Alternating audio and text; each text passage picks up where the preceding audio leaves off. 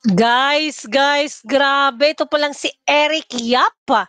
Ay naku, dati na palang out, ibinulgar ni PRRD ito guys, panoorin natin yung video na 'to.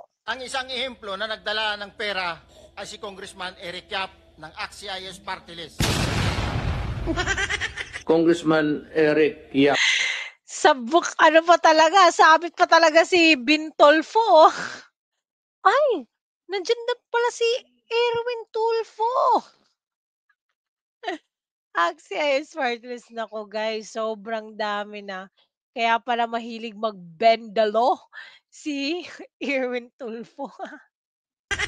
Congressman Eric Yap, ACT-CIS Party List, Legislative Caretaker of Benguet, alleged rigging of bid through his agent, exerting influence in choosing his district engineer to be able to control the awarding of projects in the district assigned to him. Intervene in the investigation against si Ricardo, lumabas na naman ang pangalan. Babae ito, Ricardo, by calling up Commissioner Greco and requesting him to drop the case against District Engineer Ricardo.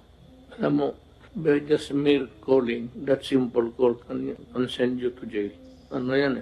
Punishable by Republic Act 3019, Anti-Graft Law. Ano kayang masasabi dito, no? Ano kayang masasabi dito ni Erwin Tulfo? Kasama pala siya dito sa AXIS Party List. Naku guys, grabe. Kaya nga sabi ni ibinalita ng nasa page pala ng Ang Balita Ngayon, sabi nila noong December 28, 2020, mismong si dating Pangulo Rodrigo Duterte ang nagbunyag na si AXIS Representative Eric Yap ang master manipulator ng bidding ng mga proyekto sa Department of Public Works and Highways. Grabe, master manipulator talaga, grabe naman 'tong word. Grabe. Tapos guys, sabi pa dito na binasa noon ni PRRD ang dokumentong mula sa Presidential Anti-Corruption Commission. So ito yung PACC na anti-corruption sa gobyerno na ginawa ni PRRD na pinakaunang binuwag ni Marcos. Sabi dito, Congressman Eric Yap, AXIS Party List. So ulitin ko lang yung sinabi ni PRRD sa video ha. Legislative Caretaker of Benguet, alleged rigging of bid through his agent. Dagdag pa ng dating Pangulo, si Yap ay gumagamit umano ng impluwensya sa pagpili ng district engineer upang kontrolin ang pagbibigay ng mga proyekto sa kanyang nasasakupan. Sa kabila ng pagiging baguhan, si Yap ay umangat bilang chair ng House Appropriations Committee at vice chair ng House Accounts Committee, dalawang posisyong may hawak ng pambansang budget at pondo ng Kongreso. Halos 5 taon matapos siyang ituring na master manipulator ng bidding, muli na namang lumutang ang pangalan ni Yap.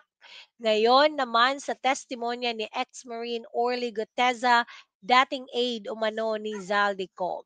Sa Senate Blue Ribbon hearing, inamin ni Guteza na minsang nagdala si Yap ng 46 maleta na pera sa bahay ni Ko sa Valle Verde, kung saan 35 sa mga ito ay inilipat umano sa mansyon ni Martin Romualdez sa Forbes Park.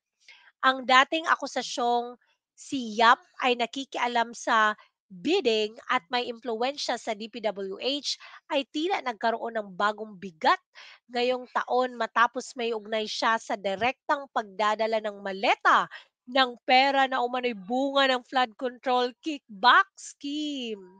Kung noon ay dokumento at pahayag ni PRRD ang nagdawit sa kanya, ngayon ay mismong sa Senado lumutang ang testimonya na nag-uugnay sa kanya sa malaking halaga na cash na napunta sa bulsa ng mga makampangyarihang politiko. Grabe 'no? Tapos guys, sabi pa sa group chat nila, 'di ba yung tawag nila sa yung anong tawag dun sa mga alias? Kasi yung ang tawag nila sa pera yung mga bagahe-bagaheng pera ano, basura, 'di ba? Basura pa talaga samantalang pinaghirapan yun ng taong bayan, basura lang sa kanila. Grabe guys, ano masasabi niyo dito?